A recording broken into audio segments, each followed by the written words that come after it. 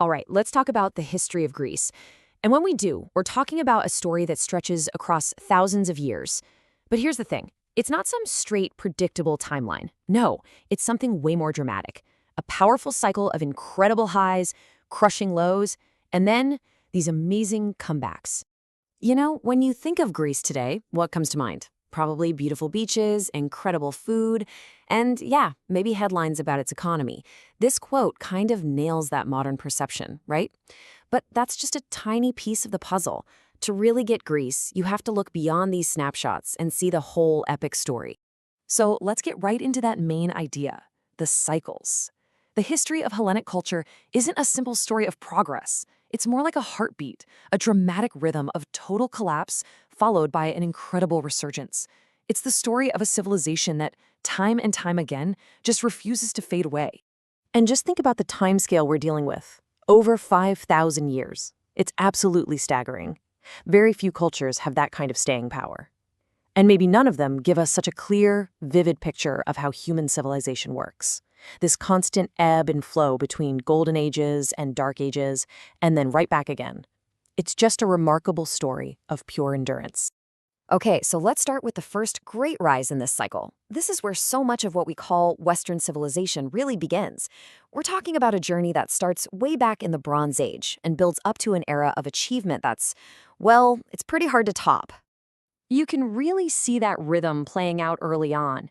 It kicks off with the Minoans on Crete, this really sophisticated culture. Then come the Mycenaeans on the mainland, the warriors and kings that Homer's epics are all about. But then their world collapses, plunging the region into a dark age. But out of that darkness, you get a rebirth, the Archaic Age, which gives us the city-state, the polis, and even the first Olympic Games. And that brings us to the absolute peak of this first cycle, the classical period. Now, get this. It only lasted for about 150 years. But in that short window, there was this explosion of creativity and new ideas. It was fueled by this incredible confidence after they defeated the Persian Empire, and it would go on to literally change the world. I mean, it's hard to overstate how much we owe to this one period.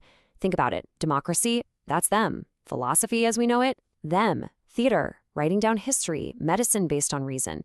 Even architectural styles we still admire today. It all traces back to this one incredible moment in time. But of course, what goes up must come down.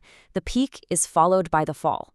So now we're going to shift gears and look at how this incredible civilization lost its freedom, falling under a long shadow of foreign rule that would last for almost 2,000 years.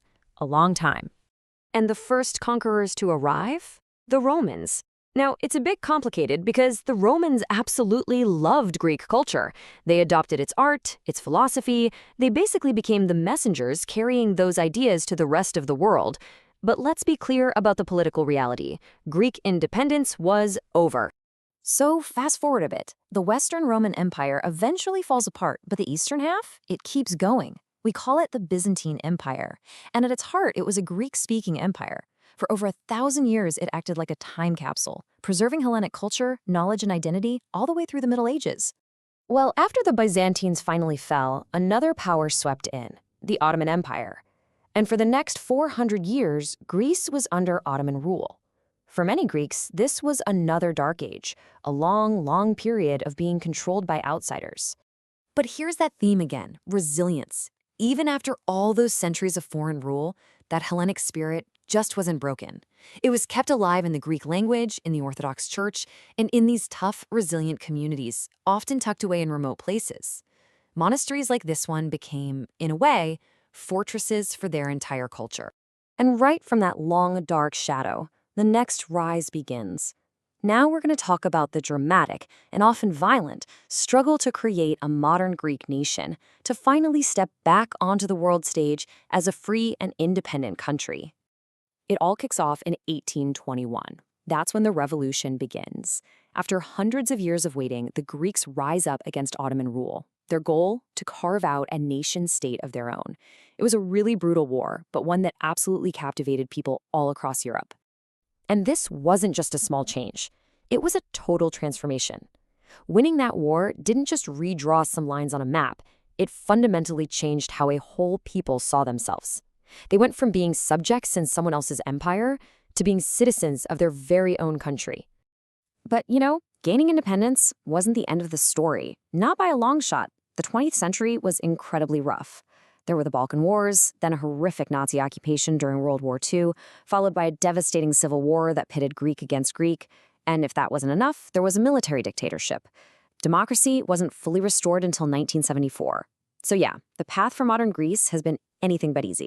And that really brings our story full circle, doesn't it? We've seen the rise, the fall, and the rebirth.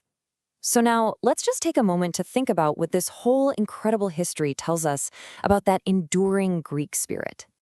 This right here really sums it all up.